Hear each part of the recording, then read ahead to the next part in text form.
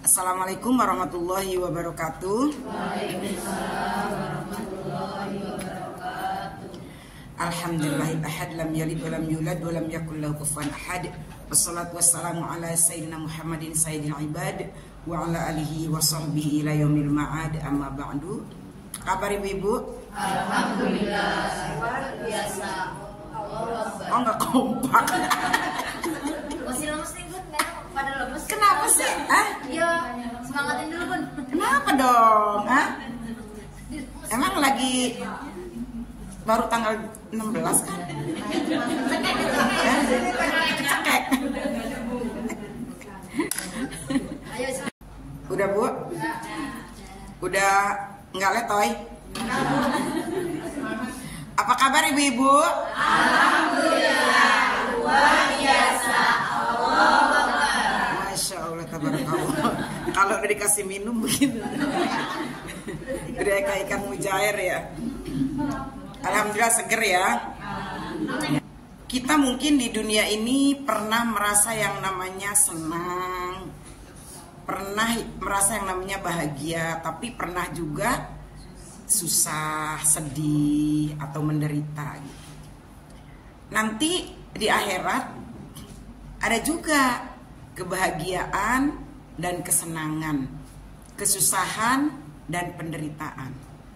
Tetapi ada perbedaan antara kesenangan di dunia dan kesenangan di akhirat, penderitaan di dunia dan penderitaan di akhirat. Ada bedanya, ya. Kita lihat hadis Rasulullah Shallallahu Alaihi Wasallam yang diriwayatkan dari Anas. A'udzubillahi minasyaitonirrajim. Bismillahirrahmanirrahim. Wa an Anasin radhiyallahu anhu qala Rasulullah Shallallahu Alaihi Wasallam yu'ta bi an ummi ahli dunya min ahli nari yaumal qiyamah fayusbagu fin nari subghatan summa yuqalu ya ibna adam hal ra'aita khairun qattu hal marra bika na'imun qattu fayaqulu la wallahi ya rabb wa yu'bi ashaddin nasi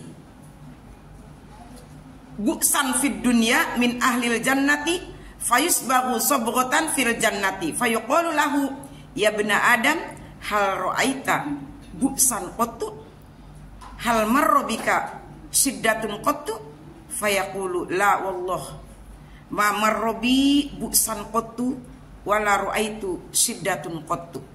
Rawahu Muslim. Dari Anas radhiyallahu anhu ia berkata, bersabda Rasulullah sallallahu alaihi wasallam, pada hari kiamat dihadirkan orang yang selama di dunianya hidup enak dan senang. Dia adalah calon penghuni neraka. Kemudian dia dimasukkan ke neraka sekejap doang Bu. Lalu ditanya, wahai anak Adam, apakah kamu pernah merasakan kesenangan? Apakah kamu pernah merasakan kenikmatan? Jawabnya, demi Allah tidak Tuhanku. Lalu didatangkan seorang yang selama hidupnya sengsara di dunia. Dia adalah calon penghuni surga. Kemudian dia dimasukkan ke surga sekejap. Lalu ditanya, wahai anak Adam, apakah kamu pernah merasakan kesedihan? Apakah kamu pernah merasakan penderitaan? Jawabnya, tidak. Demi Allah aku tidak pernah merasakan penderitaan sedikit pun juga, dan tidak pernah merasakan kesedihan. Hadis riwayat Muslim. Orang yang di dunianya hidup sangat berkecukupan, tidak pernah kekurangan apapun, semua serba ada, tinggal mencet, tinggal ngomong, tinggal ngedip, semua tersedia, semua ada. Nggak pernah hidup menderita, nggak pernah ngerasain susah, nggak pernah ngerasain sendal jepit diikat pakai karet bawahnya gitu. Iya kan, nggak pernah kalau mandi sabunnya digabung-gabung sisanya gitu ya. Nggak pernah mencet odol sampai dicekek-cekek, sampai digunting juga. Nggak pernah ngocolok-ngocolokin sampo pakai air gitu ya. Nggak pernah ngolah-ngolah sisa sambal terasi di penggorengan dengan sisa nasi. Dia mana tahu kayak gitu. Nah, orang senang, ya kan? Orang bahagia, orang berkecukupan gitu. Mana pernah dia ngerasain ngantri minyak tanah sampai berbohong, ganti jaket gitu kan ya. Mana pernah ngerasain dia ngantri gas, mana pernah ngerasain ngantri apa lagi, sembako, ngantri daging kurban. Enggak. Saking senangnya, saking kayanya. Tetapi si kaya ini diceritakan di hadis ini adalah calon penghuni neraka. Ketika dia dicelupkan sedikit aja ke neraka itu, dia ditanya, kamu pernah merasakan kesenangan enggak? Enggak pernah. Padahal waktu di dunia dia paling senang, tapi katanya dia enggak pernah ngerasain kesenangan. Kenapa? Karena kesenangannya itu sudah tertutup, sudah terbalut, sudah hilang oleh rasa sakitnya neraka. Begitupun sebaliknya, ada orang yang di dunianya sangat menderita. Tadi berarti ya, yang cerita yang tadi yang odol dicekek, sabun sampai di gabung-gabungin gitu ya, sampo dikocok-kocolokin ya, minyak ditongte-tongtein mau ngegoreng ya. Iya. Ditunggingin dulu gitu ya. Nah, ngantri gas, ngantri minyak tanah zaman dulu mah ya, ngantri sembako, ngantri daging kurban dan lain sebagainya. Ternyata dia calon penghuni surga. Dimasukin ke surga sebentar doang, dicelupin doang ibarat kata. Ditanya, apakah kamu pernah merasakan penderitaan, kesusahan, kesakitan, kesengsaraan? Tidak, katanya. Saking tertutupnya oleh nikmatnya surga, oleh indahnya surga. Itu baru celupannya doang. Bayangan, bedakan tuh. Dia di dunia sengsara dicelup sama surga, sedikit doang, udah hilang. Ibarat kata bahasa Sundanya mah, hujan sata ya, kalau dosa tahun lantisku hujan sapoe. Ada terjemahannya enggak? Jadi kemarau setahun hilang dengan hujan satu hari. Kemarau setahun sampai belah-belah tuh tanah, sampai kering kerontang. Tapi begitu ada hujan, semuanya aduh alhamdulillah adem. Nah, surga dan neraka lebih dari itu. Tinggal bagaimana kita sekarang mau memilih mana? Ibu memilih mana, Bu? Ibu memilih bahagia di dunia, nanti di akhirat dicelup ke neraka, rasa bahagianya jadi hilang, atau sengsara di dunia nanti dicelup di surga, rasa sengsaranya jadi hilang? Di bahagia di dunia, di surga. Bahagia di dunia, di akhirat masuk surga, dicelup ke surga gitu ya. Jadi ketika ditanya apakah kamu merasakan kesenangan? Ya. Fid dunya hasanah wa fil akhirati hasanah wa qina adzabannar. Berarti yang ngaji di sini normal semua nih. Biasanya kalau ditanya ibu-ibu mau bahagia di dunia, sengsara di akhirat, atau sengsara di dunia bahagia di akhirat, mending sengsara di dunia bahagia di akhirat. Katakan suka jawabannya begitu ya. Bener nggak, Bu? Iya. Banyakannya begitu. Tapi sekarang mah udah itu, udah mikir kali ya, bahwa di dunia juga kita nggak boleh sengsara ya, Bu ya. Di dunia juga harus bahagia. Karena dari bahagia itu kita bisa melakukan segala sesuatu dengan bahagia juga. Ngaji kalau nggak bahagia, Bu, apa indahnya ibu duduk di sini manyun aja gitu. Iya kan, Bu? Benar nggak, Bu? Ya. Ibu datang dari rumah ke musola ini manyun aja. Kenapa Bu manyun, Bu? Saya nggak bahagia. Terus udah gitu saya ngomongnya gini, Ibu-ibu jamaah sekalian yang berbahagia, buru-buru bahagia. Kan suka seenaknya aja tuh Pak Ustadz ngomong berbahagia gitu ya, Bu Ustadz, ibu-ibu, bapak-bapak yang berbahagia. Maksudnya itu mau ngedoain, mensugestikan bahagia, ya kan? Mau ibu-ibu udah ngomel buru-buru gue bahagia gitu ya. Nah datang ke majelis, datang kemanapun kalau nggak bahagia itu susah, Bu. Ya. Jadi hadis ini mengingatkan kepada kita bukan berarti kita di dunia sengsara nggak apa-apa, yang penting di akhirat masuk surga, enggak.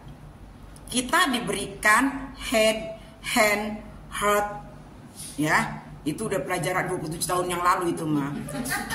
Udah dikasih kepala, head dengan isinya, bener nggak sih? Saya ngomong bahasa Inggrisnya nih kurang bagus, head aja gitu ya. Padahal cek kurang nama head, itu mah bahasa Arab, menstruasi gitu ya.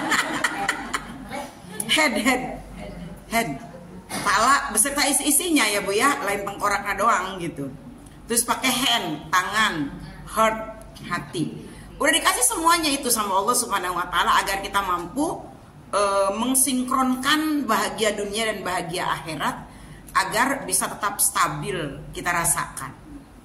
Ya untuk mencapai fi dunya hasanah fil akhirati hasanah wa qina adzabannar, ya memang kita harus gunakan head kita, kepala kita. Ya.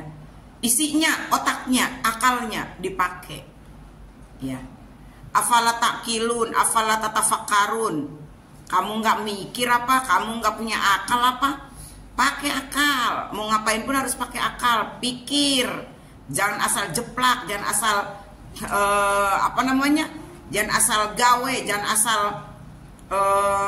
apa istilahnya? Iya, pikir dulu, ya. Pikir sebelum ngomong, jangan ngomong dulu baru mikir. Oh iya ya tadi salah ya gitu. Mikir dulu baru ngomong. Nih, hand, tangan. Buat apa punya tangan? Tangan itu identik dengan pekerjaan ya Bu ya. Tangan identik dengan pekerjaan. Lakukan, berkreasi, berkreativitas. Pengen di dunia bahagia bagaimana? Lakukan sesuatu. Pengen di akhirat bahagia bagaimana? Lakukan sesuatu. Gunakan tangan. Ya, terus heart, hati, pakai hati, saring mana yang baik mana yang nggak baik, supaya jangan di dunia saja bahagia tapi di akhirat sengsara. Kenapa? Salah menggunakan hati, kan gitu ya. Menurut hati kita nih nggak baik tapi dilakonin aja. Menurut hati kita baik tapi dilanggar, kan gitu. Gunakan hati. Jadi antara head, hand dan heart harus seimbang agar tercapai fid dunya hasanah fil akhirati hasanah wa qina adzabannar. Ini mah doanya tiap hari kan doa sapu jagat itu. Rabbana atina fid dunya hasanah wa fil akhirati hasanah wa qina adzabannar wa qina adzabannar wa qina adzabannar wa adkhilna jannata ma'al abrar ya aziz ya ghaffar ya rabbal alamin. Doanya fid dunya hasanah fil akhirati hasanah, doanya fid dunya hasanah tapi cicing bae nggak mau bergerak. Doanya Rabbana atina fid dunya hasanah. Atina, mentang-mentang kalimatnya atina, berikan kami fid dunya hasanah, kebaikan di dunia. Cicing bae yang dibere. Ya nggak bisa begitu, ya. Iya. Atina memang kalimatnya berikan kami ya Allah kebaikan di dunia, tetapi bukan cicing duduk termenung mengharap, enggak.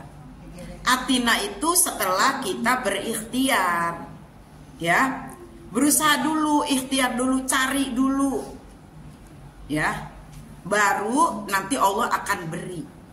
Seperti itu. Ya Allah berikan aku ilmu yang bermanfaat. Ngendog bae di imah di kamar. Tahu ngendog? Cicing bae di kamar. Ya Allah berikan aku ilmu yang bermanfaat. Cari dulu ilmunya. Datang dulu ke majelis, ya kan? Cari ilmu kan? Nanti diberi atau tidak tergantung bagaimana kita di dalam proses mencarinya itu. Ya kalau tekun tuh kreleken, liatin bener, konsentrasi, fokus, insya Allah Allah akan berikan. Kan itu, ya Allah berikan aku ilmu bermanfaat, ya Allah berikan aku ilmu yang bermanfaat, ya Allah. Tambahkan aku amal yang soleh ya Allah. Tapi dia nggak mau nambahin amalnya gitu loh. Diem aja. Apa amal itu tiba-tiba akan datang? Enggak. Semua yang ada di dunia ini harus berdasarkan ikhtiar. Enggak ada yang berdasarkan diem, enggak ada. Kecuali kita dalam keadaan tidak berkemampuan. Seperti rezeki yang pasti dijamin oleh Allah, udah kita bahas kan? Nah, dalam keadaan yang tidak berkemampuan, baru Allah nanti kirimkan utusan, Allah baru nanti kirimkan wasilah yang akan mengantarkan itu kepada kita. Jadi itu, ya Bu, Bu, iya jangan robana atina fid dunya hasanah aja. Sapoe sehari semalam terus aja berdoa dengan robana atina fid dunya hasanah. Itu mau sapu jagat lah. Doa sapu jagat maksudnya apa? Pokoknya kebaikan semuanya, kebaikan apa aja. Tapi kalau semua kebaikan itu nggak diikhtiarkan, nggak diusahakan, nggak akan datang sekonyong-konyong, nggak akan datang. Apalagi sekarang ibu-ibu tuh suka ngarep gini, kan ada suka rezeki Mbak Imong, rezeki siapa lagi tuh, Stefanus siapa gitu, kayak gitu-gitu ya, Bu, nggak usah ngarep. Coba ya ketemu itu tuh, ketemu TikToker itu tuh, ntar kita dapat tuh HP, ntar kita dapat tuh 5 juta. Itu yang dipikirin kayak gitu aja, tapi dia diem aja. Mana mungkin si orang itu nyamperin ke rumah kita? Ya kalau ibu mau ketemu dia, cari sono. Di mana dia sekarang sedang konten, kan gitu kan? Setidaknya ada ikhtiar dari dia pengen ketemu si Anu. Ya lihat dong di live-nya. Dia sekarang lagi ngonten di mana? Kan kelihatan di live kan? Dia lagi ngonten di Bogor, kejar ke Bogor. Kalau emang mau, iya kan? Secara ikhtiarnya kan? Ya dia pengen dapat HP, pengen dapat 5 juta, apa diem aja di kamarnya, enggak akan. Boro-boro disamperin. Itu jadi segala sesuatu wajib diikhtiarkan. Oke. Hadis berikutnya yaitu tentang ketetapan Allah di dunia. Wa an Anasin radhiyallahu anhu qala Rasulullah sallallahu alaihi wasallam, idza aradallahu bi 'abdihi khairan ajjala lahul 'uqubata fid dunya wa idza aradallahu bi 'abdihi syarra amsaka anhu bi dzambihi hatta yuwafi bihi yaumal qiyamah. Wa qala an-nabiy sallallahu alaihi wasallam, inna 'idzamal jazaa'i ma'a 'idzamil bala'i. Wa inna Allah ta'ala idza ahabba qauman ibtalahum. Faman radiya falahur ridha wa man sakhita falahus sukhtu. Rawahu Tirmidzi wa qala haditsun hasan. Dari Anas radhiyallahu anhu ia berkata, bersabda Rasulullah sallallahu alaihi wasallam, apabila Allah menghendaki kebaikan terhadap seorang hamba, maka dia akan segerakan siksanya di dunia. Dan apabila Allah menghendaki kebinasaan terhadap hambanya, maka ditangguhkan balasan dosanya sehingga akan dituntut kelak pada hari kiamat. Dan bersabda Nabi Shallallahu Alaihi Wasallam, sesungguhnya besarnya balasan pahala sesuai dengan beratnya cobaan.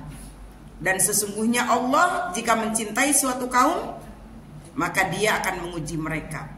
Maka barang siapa yang ridho dengan cobaan tersebut, maka Allah ridho kepada mereka.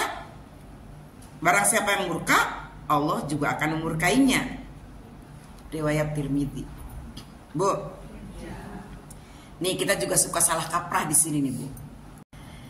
Biasanya kita pengennya kan di dunia tadi tuh kayak tadi tuh senang gitu ya Bu ya, bener nggak? Nah ternyata nih ada ininya lagi nih, ada penjelasannya lagi nih. Nih kata Rasulullah di sini, kalau Allah menghendaki kebaikan terhadap hambanya, maka disegerakan siksanya di dunia. Disegerakan di dunia. Kan kita mah pengennya Ibu pengen disegerakan siksanya di dunia apa nanti aja, Bu? Iya. Hah? Bu, misalnya kita ninggalin sholat, terus langsung siksanya di dunia. Misalnya ibu benjol misalnya. Ibu mau begitu apa mau nanti aja?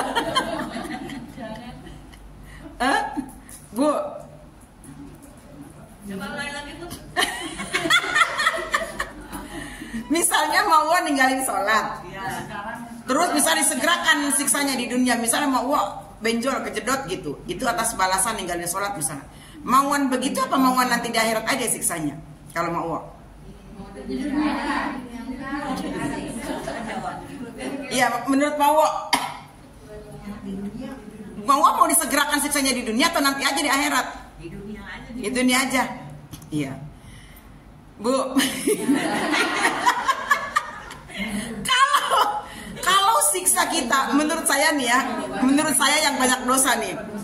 Kalau siksa kita disegerakan di dunia nih semuanya, Bu, atas dosa kita semuanya. Kita kayaknya udah nggak berbentuk manusia deh. Bener nggak, Bu? Iya, benar. Kayaknya kita udah hancur-hancuran deh, Bu. Bener nggak? Saking banyaknya dosa kita. Bu RW ketawa. Bener kan? Misalnya kita berbohong tadi ya, berbohong langsung misalnya benjol. Ntar kita lalai sholat langsung benjol. Ini tubuh kita udah nggak karuan-karuan beneran. Apalagi dosa-dosa kita yang besar misalnya, durhaka terhadap orang tua, durhaka terhadap suami misalnya, atau berbohong atau apa. Nggak tahu nih badan kita kayak gimana nih, Bu. Udah babak belur, mungkin udah, aduh. Dan ngomongin orang dekat juga. Bener, Bu. Mungkin ya Allah, Bu, naudzubillah, bener. Itulah, Bu, sayangnya Allah, bener, Bu. Ya. Saking sayangnya Allah sama kita, Bu, ditutupin semuanya dosa kita, sampai kita cantik banget tampilnya, Bu ya.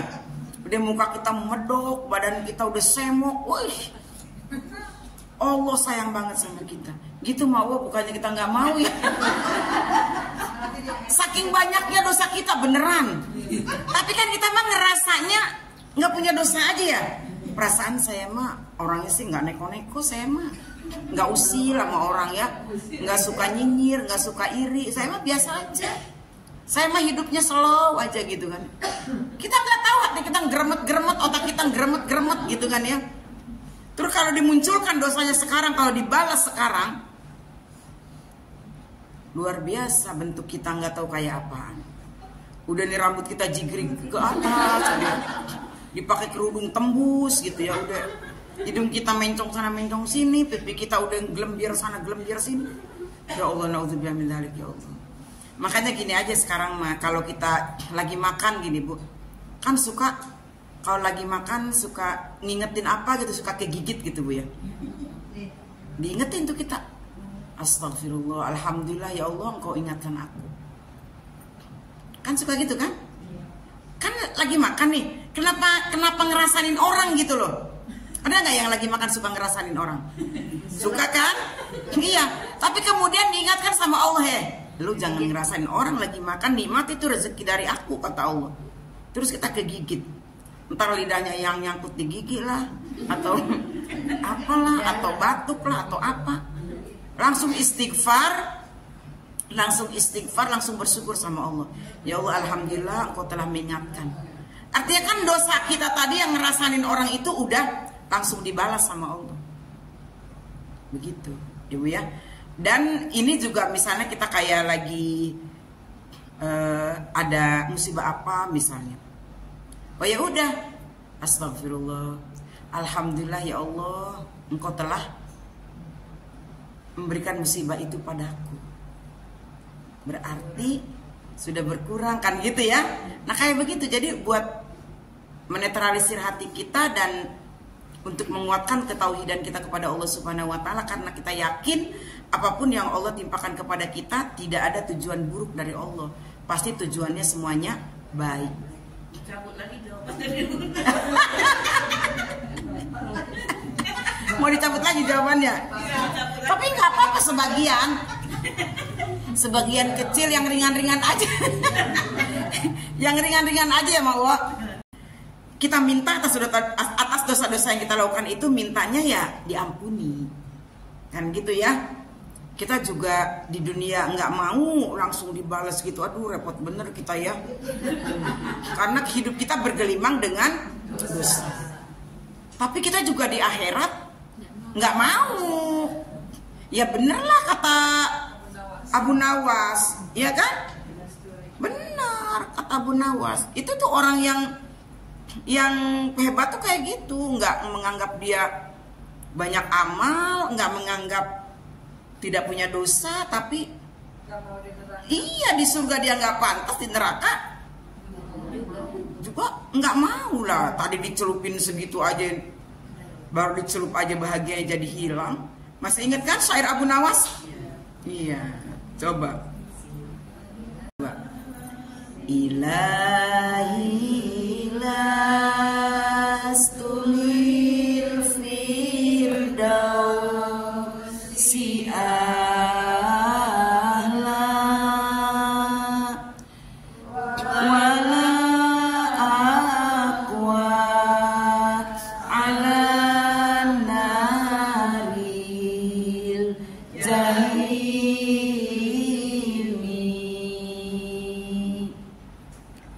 fahabli taubatan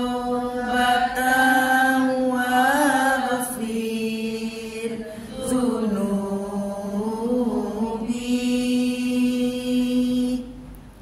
fa innaka ghafiru dzambil azim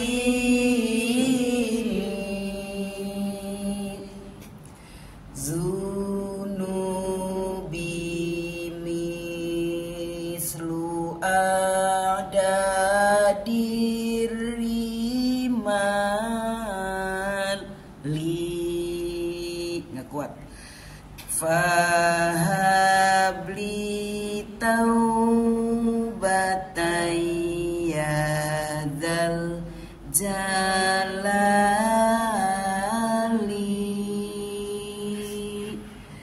ilahi lastu lil firdausi ahla.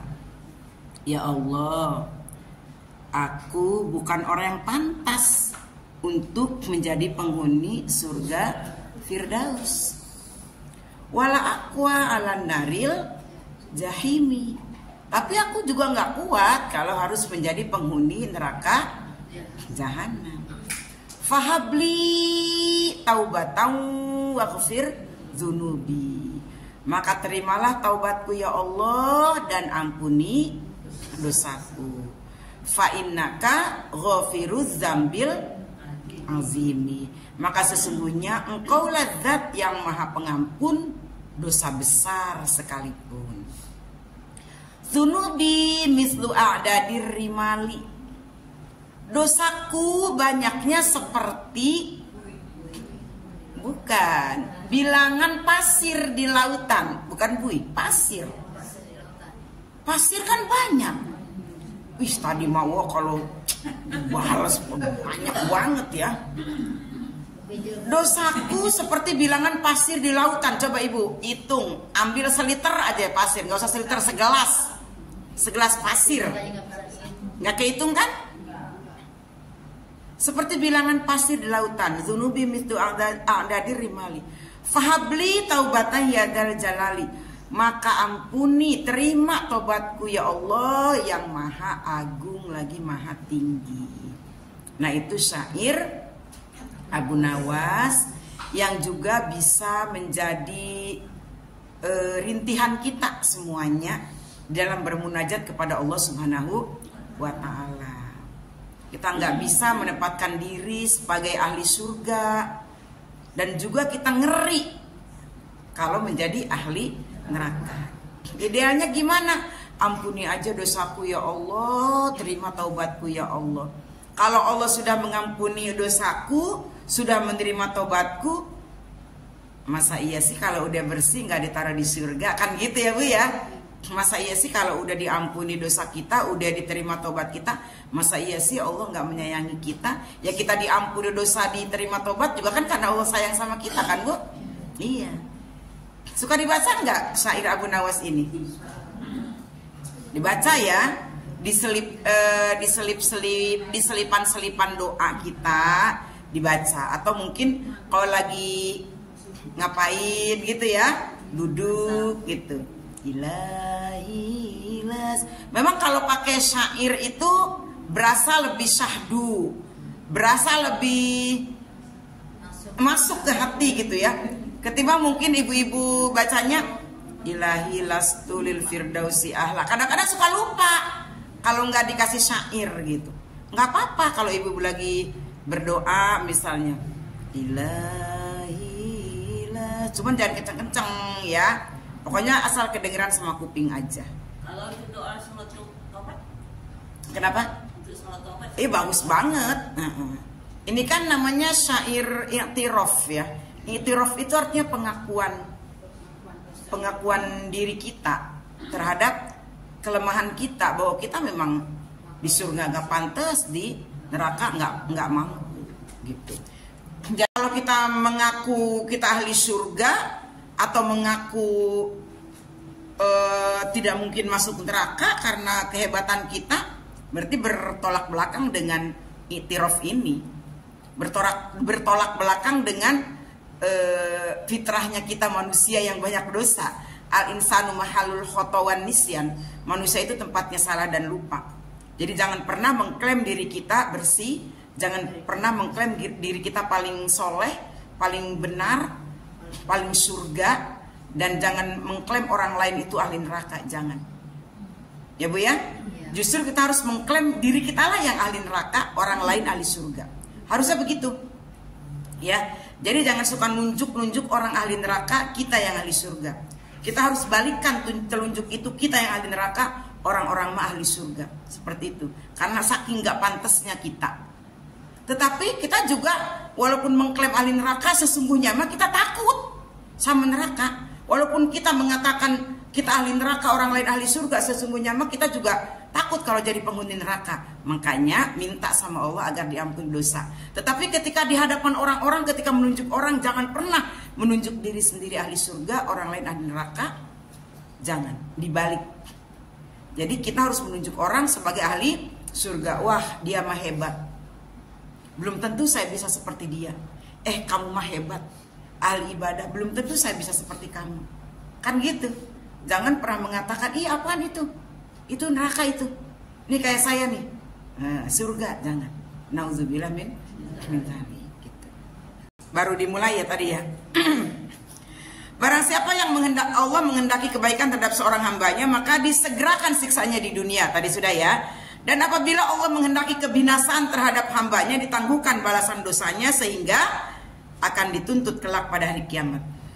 Nah, di sini walaupun mungkin kita nih di dunia tidak diberikan ujian, tidak dibalas dosa kita oleh Allah Subhanahu wa taala, tetapi bukan berarti kita gimana Bu? Aduh, jangan ya Allah nanti ditangguhkan di akhirat itu. Bukan berarti kita apa sih namanya? Gimana sih Bu? Jadi kita nih kan misalnya nggak diuji nih sama Allah nih. Bukan nggak diuji, maksudnya ujiannya biasa-biasa aja. Kita minta sama Allah, ya Allah, bukan berarti aku tidak diuji, maksudnya aku diujinya biasa-biasa aja. Bukan berarti dosaku akan ditangguhkan di akhirat, ya Allah, jangan ya Allah.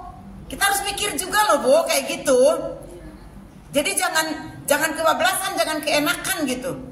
Ya Allah, ya mungkin aku rasa ujianku di dunia ringan, tapi jangan ya Allah, jangan sampai Engkau lipat gandakan, Engkau akumulasikan ujianku di akhirat. Jangan ya Allah.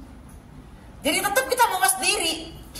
Ketika kita diuji mawas diri, ketika kita tidak diuji mawas diri, ketika kita susah mawas diri, ketika kita senang juga mawas diri gitu. Itu maksudnya Bu. Jadi orang Islam itu kan memang harus selalu mawas diri dalam keadaan apapun. Jadi harus selalu waspada gitu. Seperti kehidupan semut. Semut itu hebatnya Bu,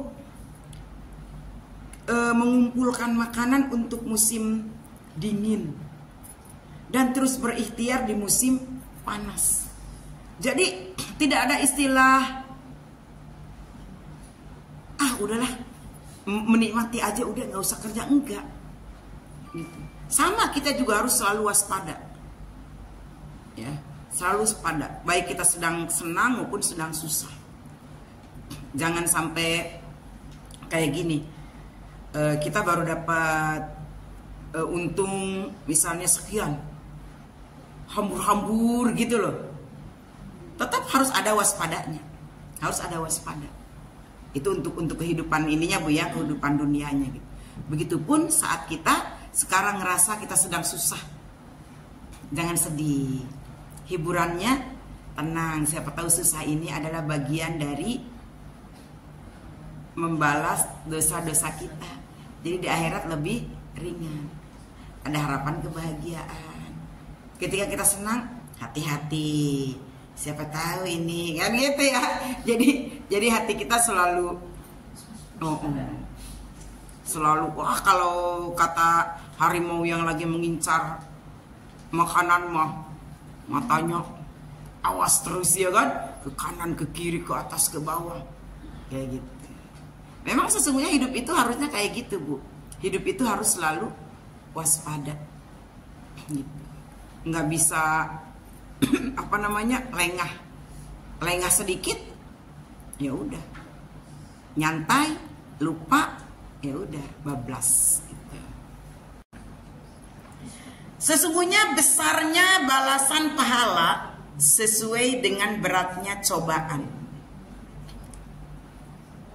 dan sesungguhnya Allah jika mencintai suatu kaum maka Dia menguji mereka. Besarnya pahala, besarnya balasan pahala tergantung besarnya cobaan. Ketika kita melihat orang yang sedang diuji, Bu, ketika kita melihat ada orang yang sedang diuji dengan apapun itu, ya Allah, ternyata dia sedang diberikan karunia dan pahala yang luar biasa. Kan gitu ya. Kita jangan-jangan kita sedang diterlantarkan nih keburukan kita, dosa kita nih, nanti di akhirat dibalasnya. Kan gitu ya. Jadi jangan cuma mengatakan, ih kasihan ya si Anu, kasihan ya si Anu, kasihan sih ya negara Anu, kasihan ya. Siapa tahu mereka mah justru sedang diberikan kebaikan yang berlipat ganda, ya kan? Seperti saudara kita yang ada di, iya, mereka bertubi-tubi. Ternyata mereka setelah diberikan kebaikan kan gitu ya. Nah negara kita belum tentu yang menurut kita aman kan gitu ya. Seperti itu. Jadi besarnya pahala itu tergantung dari besarnya cobaan dan ujian. Nah, jika Allah mencintai suatu kaum, Allah akan mengujinya. Kalau kaum itu ridho, sabar, ikhlas, berarti Allah pun ridho. Tapi kalau kaum itu tidak ridho, murka, Allah juga akan murka. Jadi sekarang mah kalau kita gini digigit semut, kita jangan marah-marahin semut. Sampai dibejak-bejak semut ya, bener nggak Bu? Astagfirullah, kan gitu ya. Alhamdulillah ya Allah, dosaku udah diambil tuh sama semut. Terus kita matiin semutnya gitu ya. Kita baru digigit semut aja udah amarahnya luar biasa. Kembali kepada kita, kondisi kita yang lansia sekarang, lansia ya, enggak, di sini enggak lansia semua kan. Menyikapi segala sesuatu dengan indah aja Bu, dengan senang, dengan senyum. Karena bisa jadi sesuatu yang ada di hadapan kita itu justru cobaan buat kita. Kita diberikan teman yang ngeselin sama kita, nikmati aja. Mungkin teman itu sengaja diutus oleh Allah Subhanahu wa taala kepada kita untuk menguji kesabaran kita. Kan gitu. Allah menghadirkan di hadapan kita mungkin anak-anak yang susah banget diarahkan sama kita. Nikmati prosesnya. Siapa tahu Allah justru memberikan wasilah itu untuk menguji keikhlasan kita di dalam mendidik anak-anak kita. Ujian kita. Kan gitu ya Bu ya? Allah mungkin memberikan kepada kita pekerjaan atau penghasilan yang di luar keinginan kita. Nikmati prosesnya. Siapa tahu itu juga ujian buat kita, deh, itu kan?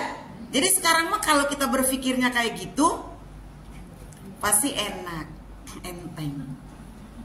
Kalau dikembalikan ke situ, cuman kan kadang-kadang kita suka lupa kalau lagi ngadepin yang ngeselin, ngadepin yang nyebelin, ngadepin yang ngenekin, ngadepin yang nyusahin, gitu. Ini sekarang mah kita lagi di majelis, sadar. Coba kalau di luar majelis, lah kan kita kembali lagi preman. Bener nggak Bu? Iya.